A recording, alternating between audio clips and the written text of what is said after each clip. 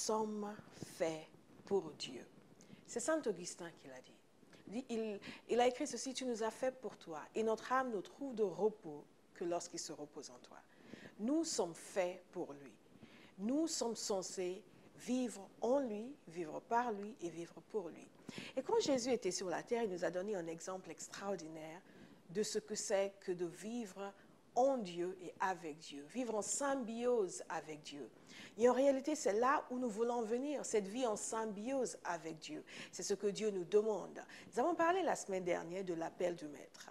L'appel du Maître qui nous invite à nous donner entièrement à lui. Nous avons vu pourquoi nous donner entièrement à lui, parce que Dieu veut que nous vivions en symbiose avec lui, que nos pensées soient identiques aux siennes, que nous adoptions sa façon d'être et sa façon de faire, parce que c'est pour cela que nous avons été faits dès le départ. Et ce qui est intéressant, c'est de se dire, eh bien, la consécration, ça veut dire quoi exactement? Ça a l'air de quoi? Qu'est-ce que ça implique dans ma vie? Qu'est-ce que ça va changer quand je vais dire oui, ok Seigneur, je vais te suivre, je fais comme Pierre, je laisse mes filets et je vais devenir pêcheur d'hommes et je te donne tout, je te suis. Pierre et Jean, André et Jacques ont tout quitté, ont quitté leur maison, ont quitté leur foyer, ont quitté leur métier et ont suivi Jésus dans le naturel.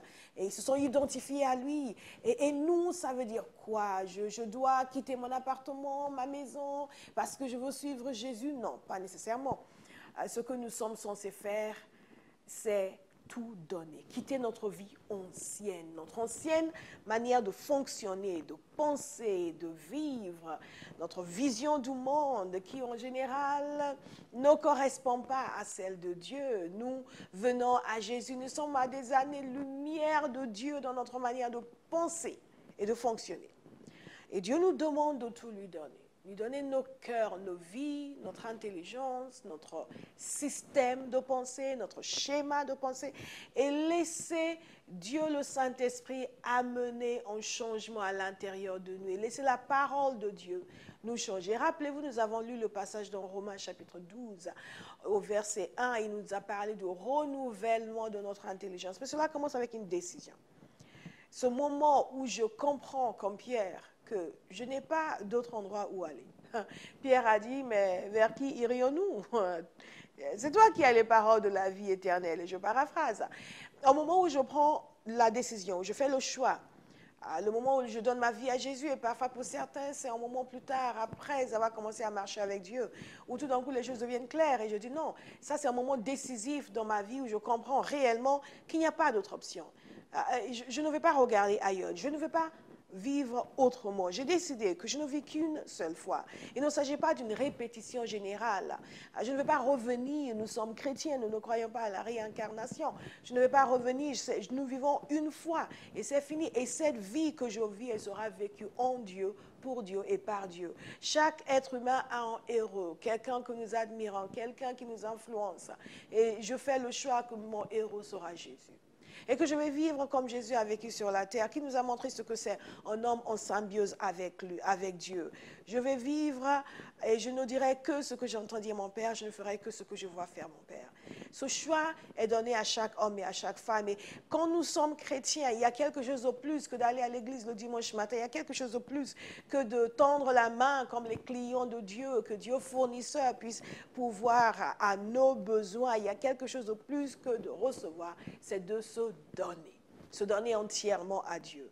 Et en réalité, je disais dans mon église ce dimanche, vous savez, nous sommes trop préoccupés par des choses qui sont en réalité le b.a.-ba de la vie chrétienne. Est-ce que Dieu va me bénir? C'est évident que Dieu va me bénir. Dieu ne peut s'empêcher de bénir. Il est amour, il bénit, c'est dans sa nature.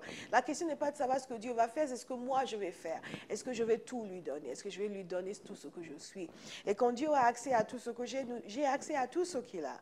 Et c'est vraiment important pour nous de le saisir. La vie en Christ, c'est beaucoup plus que je vais à l'église, c'est beaucoup plus que je lis ma Bible. Il y a des gens qui me disent, pasteur, non mais je lis mes 3 chapitres par jour.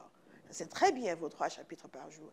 Mais vos 3 chapitres par jour sont censés vous amener à ce lieu de consécration totale, où vous décidez que vous allez laisser Dieu prendre tout le contrôle de votre vie. C'est ce que Dieu veut, c'est ce qu'il nous demande. Et nous avons vu pourquoi. Et si vous avez raté l'émission de la semaine dernière, surtout, allez la revoir sur notre site parce que c'est très important. Ça vous permet de mieux suivre ce que nous sommes en train de faire. Donc Dieu nous demande une soumission totale. Il nous appelle à la soumission totale.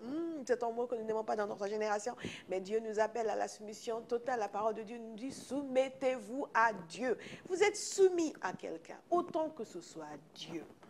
Soumettez-vous à Dieu, mais résistez au diable et il s'enfuira loin de vous. Quand nous sommes soumis à Dieu, nous sommes maîtres sur toutes les œuvres de ténèbres. Si nous ne sommes pas soumis à Dieu, nous sommes soumis aux œuvres de ténèbres. Ce n'est pas plus compliqué que ça. Il y a des chrétiens qui ont tellement peur du diable. Ah oui, mais tu sais, le diable. Non, non, non, non, non, non, non. Nous devons être soumis à Dieu. Lorsque nous sommes soumis à Dieu, le diable ne peut qu'obéir lorsque nous lui disons de nous laisser tranquilles. Il y a des gens qui regardent cette émission et disent encore, le diable va t'obéir. Absolument, il est obligé. Jésus a reçu toute autorité et a conféré son autorité sur son Église. Et tous ceux qui sont soumis à Jésus ont l'autorité sur toutes les puissances démoniaques qui soient. Un chrétien n'a pas à avoir peur du diable. C'est une ineptie. Non, non, absolument pas. Vous avez l'autorité sur votre vie, sur tout ce qui vous concerne, si vous êtes soumis à Dieu. Dieu nous appelle à nous soumettre à lui, à être en accord avec lui, à être en harmonie avec lui. Et il nous appelle à le servir. Jésus est allé chercher Pierre et André. Il ne leur a pas dit, suivez-moi et commencez à aller à l'église tous les dimanches. Il a dit, non, suivez-moi. Suivez-moi, je ferai de vous des pêcheurs d'hommes. Dieu vous fait quelque chose de puissant et d'extraordinaire avec votre vie. Quelle est donc cette vie de soumission à Dieu? Quelle est cette vie de consécration? À quoi est-ce qu'une telle vie ressemble? La première chose que j'ai envie de vous dire, c'est qu'il s'agit d'une soumission absolue à Dieu. Soumettre tout son être, toutes ses pensées, toutes ses capacités et considérer « j'appartiens à Dieu ». Et ça commence avec une prière. Ça commence avec une décision qui s'exprime en prière. Où je dis, Père, je te donne absolument tout. Je comprends. Comme Pierre a dit, où irai-je? Toi seul as les paroles de la vie éternelle, donc je te donne tout ce que je suis. Je te soumets mon intelligence. Je veux qu'elle soit totalement renouvelée, que je commence à avoir une autre perspective des choses. Et cette prière nous conduit dans des choix de vie. Il y a des choix à faire dans sa vie. La première chose, je t'appartiens. Nous avons vu le passage dans 1 Corinthiens 6, de verset 19 et verset 20, où il nous dit que nous appartenons à Dieu. Et qui nous incite aussi à glorifier Dieu dans notre corps et dans notre esprit. Donc je choisis que tout ce que je suis doit glorifier Dieu. Ce qui veut dire que ce que je dis doit glorifier Dieu. Ce que je fais doit glorifier Dieu. Ce que j'écoute doit glorifier Dieu. Je fais un tri dans ma vie. Et je regarde ma vie, comment est-ce que je vis au jour le jour? Quelles sont les choses dans ma vie qui franchement ne glorifient pas Dieu? Et je décide de m'en séparer. Parce qu'il y a la décision que je prends de me consacrer et de me donner entièrement à Dieu. Et il y a la décision que je prends au jour le jour dans mes choix quotidiens. C'est comme pour vivre de manière conforme à l'Évangile. Je vais simplement vous lire un passage dans Philippiens chapitre 1, verset 27, très très court. C'est l'apôtre Paul qui parle à cette église aux Philippes. Et je vous encourage beaucoup à lire cette lettre. C'est une lettre délicieuse, absolument délicieuse. Peut-être la lettre la plus joyeuse du Nouveau Testament. Extraordinaire lettre que Paul a écrite à cette église aux Philippes avec laquelle il avait des relations très intenses et très amicales, très fraternelles. Une lettre empreinte de vie, de joie, en dépit du fait que lui-même se trouve en prison. Et il leur dit, il les exhorte en leur disant, seulement conduisez-vous d'une manière digne de l'Évangile. Nous sommes appelés, ayant fait le choix de nous donner entièrement à Dieu, à faire des choix dans nos vies qui nous amènent à vivre d'une manière digne de l'Évangile. Vivre dans cette unité de l'esprit. Et la même chose est reprise dans Colossiens, dans la lettre, dans vos Bibles. Colossiens suit Philippiens. Nous sommes appelés également dans Colossiens à nous conduire d'une manière dignes de l'évangile. Donc, il y a des choix de vie. Il y a des choses que nous allons décider de faire, des choses que nous allons décider d'abandonner, des choses qui nous permettent de respecter les lois de Dieu. Et je dis bien les lois de Dieu. Chaque ville, chaque nation a des lois. Chaque royaume a des lois. Le royaume de Dieu a aussi des lois. Et nous sommes sauvés par la grâce, mais la parole de Dieu nous appelle maintenant à nous conduire d'une manière digne de l'Évangile, à choisir des choses qui correspondent au cœur du Père, qui font plaisir à Dieu. Et c'est comme ça que nous sommes appelés à vivre. Qu'est-ce qui caractérise donc cette vie de consécration? J'ai parlé de la soumission totale à Dieu, la prière que nous faisons, l'engagement que nous prenons, de tout lui soumettre. J'ai parlé également des choix de vie, une vie de piété, une vie de droiture, ce qui veut dire que si je volais avant, il faut que je cesse de voler et non pas que je commence à chercher des versets dans la Bible pour justifier le vol. Mais Dieu comprend, il sait comment c'est, il sait que ce n'est pas évident, il sait que la vie n'est pas chose facile et que de toute façon, tout ça nous a été volé. Après tout, on paye les impôts, on a le droit de se servir. Non, quand vous êtes enfant de Dieu, vous comprenez que Dieu a les moyens de pourvoir pour vous. Vous n'avez aucun besoin d'aller prendre ce qui ne vous appartient pas. Donc, ça, c'était juste un exemple. Mais nous savons tous les choses que Dieu nous montre dans nos vies qui ne lui font pas plaisir. Et la consécration, ce n'est pas simplement je fais une prière une fois. C'est toute ma vie qui est maintenant donnée à Dieu. Et je fais en sorte que toute ma vie reflète sa bonté, reflète sa gloire, reflète, parce que je l'aime, reflète son amour, parce que je veux lui faire plaisir. Non pas parce que j'ai peur d'une punition quelconque, Jésus a pris ma punition, mais parce que je veux faire plaisir à mon Père. À quoi ressemble une vie de consécration? Une vie de consécration, c'est une vie où j'ai décidé, et je dis bien décidé, que tout ce que je suis va servir la cause de Christ. Pierre a décidé de suivre Jésus. Et Jésus, comme je l'ai déjà dit, ne lui a pas dit, mais viens Pierre, parce que là, tu sais ce qui va se passer, je vais te donner beaucoup d'argent, je vais te donner tout ce que tu veux, je vais te donner ceci. Non, Jésus a dit, je ferai de toi un pécheur d'homme. Mais par la suite, Pierre et d'autres se sont quand même posé la question de savoir, et nous qui avons tout quitté pour te suivre. Et là, Jésus leur a dit, mais vous savez, personne qui a tout quitté pour me suivre, tous ceux qui ont tout quitté pour me suivre recevront leur récompense. Et il a expliqué au centuple, tous ceux qu'ils ont quittés, ils recevront sur cette terre. Donc si Dieu veut que vous abandonniez quelque chose pour le suivre, n'ayez aucune crainte. Jésus a fait la promesse, au centuple, il donne. Nous ne pouvons pas donner plus que Dieu ne puisse nous donner. Donc, au centuple, il donne, mais au-delà de cela, Dieu nous appelle à consacrer nos vies, notre temps, notre énergie, notre argent, nos talents, à faire avancer son royaume sur la terre. Quand il parle de pécheurs d'hommes, qu'est-ce que ça veut dire? Ça veut dire tout simplement, va chercher ceux du dehors et tu vas les amener à moi. De la même façon que Pierre jetait son filet pour ramasser des poissons pour faire entrer dans sa barque, il était censé maintenant jeter son filet, le filet étant la parole de Dieu, pour ensuite amener des gens à la conviction du salut et les amener à entrer dans le royaume de Dieu. Et vous et moi, nous sommes appelés à être des pécheurs d'hommes. Qu'est-ce que vous avez comme capacité, comme don, comme talent que Dieu vous a donné? Est-ce que vous l'utilisez pour l'avancement de son royaume? Est-ce que vous avez compris que la vie d'un homme veut infiniment plus que tout l'or et tout l'argent sur terre? Parce que c'est de ça qu'il s'agit. Jésus est venu pour sauver des individus. Jésus est venu pour faire en sorte que les hommes qui étaient autrement éloignés de Dieu soient réconciliés avec Dieu. Et quand Dieu nous amène à le connaître, il nous demande maintenant de consacrer notre existence à faire en sorte que d'autres viennent à la connaissance de Christ.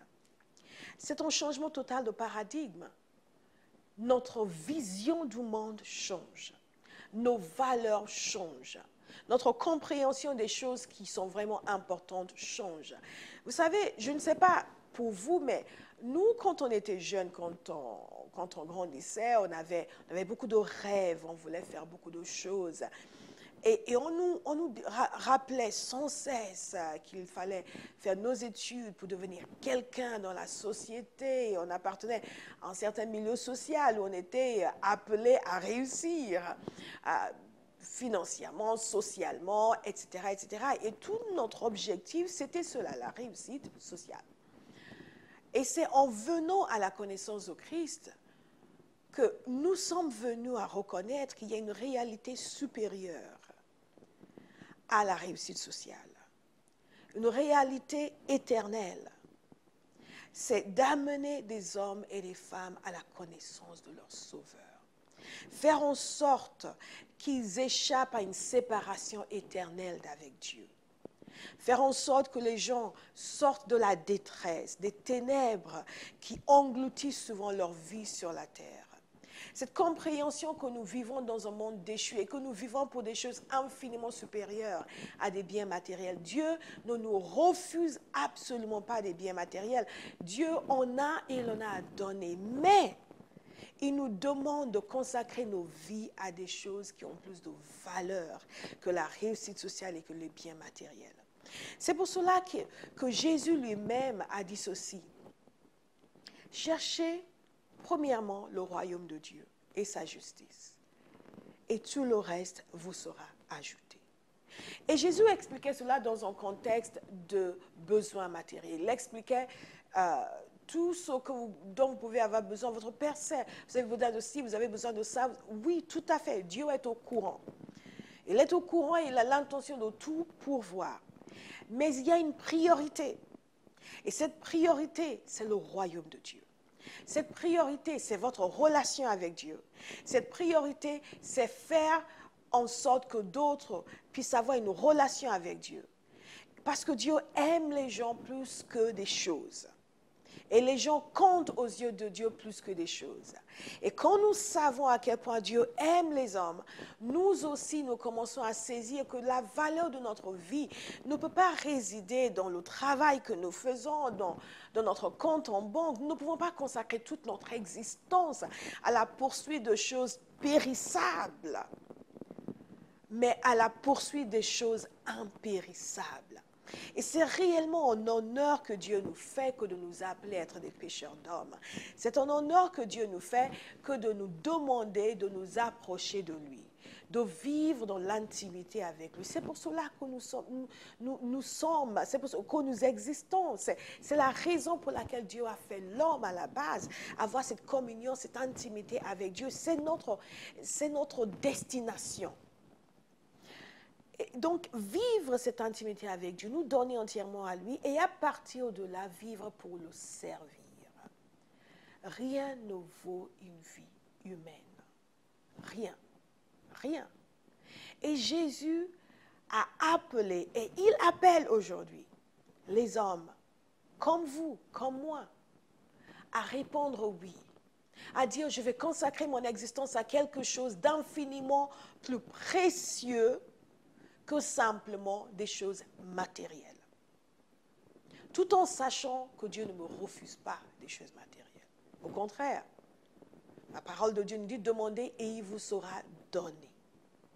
Dieu est celui qui donne, qui répond, mais il veut que nous ayons une vision plus grande de ce que nous sommes en tant qu'êtres humains, de ce qui nous est possible, de ce dont nous sommes capables de consacrer notre cœur, notre temps, notre énergie, à participer à des choses qui changent pour toujours la destinée des hommes et des femmes, les amènent à la connaissance de Dieu, qui changent pour toujours notre génération. Ma question pour vous est celle-ci, est-ce que vous avez fait ce choix? Il y a un homme que je connais qui a fait ce choix, il s'appelait Paul, l'apôtre Paul. C'était un homme qui avait une façon de vivre.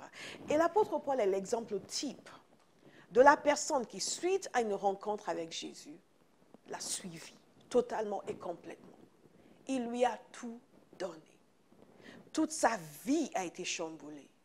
Tout son système de pensée a été chamboulé. Toute sa vision du monde, de lui-même, de l'existence humaine a été totalement chamboulée. C'est ce que Dieu veut vous faire, à vous et à moi. Chambouler complètement notre vision de nous-mêmes et du monde. Et ce qui compte, ce qui a vraiment de la valeur.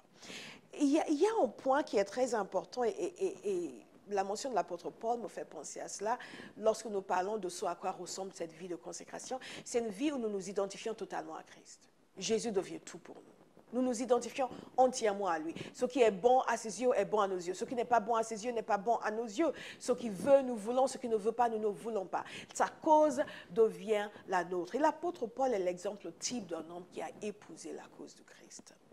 Tellement épousé la cause de Christ que lorsqu'il était en prison, je vous invite à lire cette merveilleuse lettre aux Philippiens dans le Nouveau Testament. Lorsqu'il était en prison, il a trouvé que c'était bien. Vous savez pourquoi il a trouvé que c'était bien qu'il soit en prison? Parce qu'il trouvait que son emprisonnement, au verset 12, il dit, je veux que vous sachiez, frères, que ce qui m'est arrivé, écoutez bien, a plutôt contribué au progrès de l'Évangile. Ce qui lui est arrivé, le fait qu'il ait été emprisonné. Que cela, d'une certaine façon, a permis à ce que l'Évangile puisse progresser. Et donc, il était content. Nous aurions dit, quoi? Je suis en prison, Seigneur, je sors d'ici, je ne parle plus jamais de Jésus, que ce soit clair. Parce que la seule chose qui importe pour nous, c'est notre sécurité. Ce sont nos biens matériels. Mais Paul avait un autre esprit.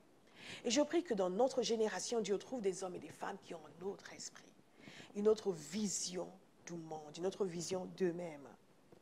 Et il explique que partout, tout le monde avait compris qu'il était emprisonné à cause de l'Évangile. Et qu'il y a même des gens qui ont été encouragés, qui, en fait, ont commencé à parler plus librement de Jésus. Alors, il y avait des gens qui aussi parlaient de Jésus pour agacer l'apôtre Paul, parce que lui était en prison. Il a dit, mais qu'importe! De toute manière, que ce soit, je lis à partir du verset 18, que ce soit pour l'apparence, que ce soit sincèrement, Christ n'est pas moins annoncé. Je m'en réjouis. Wow. Et je m'en réjouirai encore. Donc il dit, ce qui compte pour moi, c'est qu'il parle de Jésus. Même s'ils le font pour mon narguer, tant qu'ils parlent de Jésus. Cette identification totale avec Jésus et avec la cause de Christ, où nous ne sommes plus en train de nous tâter et voir, oui, mais j'ai un peu mal, mais j'ai travaillé tard, je suis un peu fatiguée, mais je ne peux pas prier, mais je ne peux pas parler de Jésus parce qu'ils vont se moquer de moi. Cette identification totale avec Jésus, la seule chose qui compte, on parle de Jésus, les gens viennent à la connaissance de Jésus, je suis content. Quel que soit l'impact que ça pourrait avoir sur moi personnellement, négatif ou positif. Alors, au verset 21, juste avant, l'apôtre Paul parle du fait qu'il ne sait pas s'il va rester ou s'il va partir pour être avec le Seigneur, mais que de toute façon, ça n'a pas d'importance. Parce que pour lui, écoutez bien, car Christ, il dit, je n'aurai honte de rien. Mon espérance, c'est que je n'aurai honte de rien. Mais maintenant, comme toujours, que Christ soit glorifié dans mon corps. Tout ce qu'il veut, c'est que Christ soit glorifié. Peu importe ce qui m'arrive, tant que Jésus est célébré, tant que ça marche pour le royaume de Dieu, tant que les choses avancent dans l'Église. Il dit, car Christ est ma vie et mourir m'est un gain. En d'autres termes, la seule chose qui compte, c'est que Jésus soit glorifié. Si je meurs pour lui. Si je vis pour lui. Vous savez, quand vous avez ce genre d'attitude, vous serez moins affecté par des choses difficiles, compliquées, parce que tout ce que vous regardez, c'est ce qui glorifie Jésus. Et je vais terminer avec ce passage. Je vous encourage à le lire dans Philippiens chapitre 3. L'apôtre Paul parle de son passé. Cet homme qui a eu des honneurs dans la vie, qui a été quelqu'un, qui était un pharisien, il était connu, il était reconnu, et qui a dû tourner le dos à tout cela. Encore un autre qui a entendu, suis-moi, et qui a suivi, parce qu'il a eu une rencontre avec Jésus sur le chemin de Damas, et après cela, toute sa vie a changé. Et l'apôtre Paul explique, tout ce que j'ai été, les honneurs, le statut, tout ce que j'ai eu, tout cela pour moi maintenant n'a plus d'importance. dit, mais ces choses qui étaient pour moi des gains, je les ai regardées comme une perte à cause de Christ. Et même je regarde toutes choses comme une perte à cause de l'excellence de la connaissance de Jésus-Christ mon Seigneur, pour lequel j'ai renoncé à tout. Je les regarde comme de la boue afin de gagner Christ. Et c'est à ça que nous sommes appelés. Que tout le reste soit comme de la boue. Et que la seule chose qui compte, c'est nous identifier avec Jésus. Servir la cause de Christ. C'est une autre génération de chrétiens que Dieu cherche. Un autre type de chrétiens. Non plus les chrétiens de je vais à l'église le dimanche matin, alléluia, je suis, oh Dieu me bénit, Dieu s'occupe de moi. Oui, Dieu nous bénit, mais ce n'est que le commencement. Dieu veut que nous lui donnions tout, que nous ayons ce même esprit qui a animé en Paul l'apôtre, qui a décidé de tourner le dos à tout le passé et a changé complètement son système de valeurs, a décidé que tout ce qui ne correspond pas à Jésus, c'est de la boue. Maintenant, je vais avec Jésus, je le suis et je ne vis que pour lui. Pour moi, tout est Jésus. Que je sois vivant, que je sois mort, c'est Jésus. C'est à cela que nous sommes appelés. Et c'est réellement ça la vie de paix et de joie que Dieu nous donne. Parce que quand nous vivons de cette manière-là, toutes ces choses qui nous pèsent perdent leur emprise sur nous. Dieu seul nous influence. Et lui nous influence toujours dans les chemins de bonheur, dans les chemins de paix, dans les chemins de joie. Et nos vies seront consacrées à quelque chose qui a une valeur éternelle. Je prie vraiment que nos cœurs soient touchés par cet enseignement, par ce qui a été partagé aujourd'hui. C'est absolument crucial. Rappelez-vous, ceci n'est pas une répétition générale. Vous ne vivez qu'une seule fois. Et que cette vie que nous vivons soit réellement une vie à la gloire de Dieu. Que Dieu vous bénisse et à la semaine prochaine.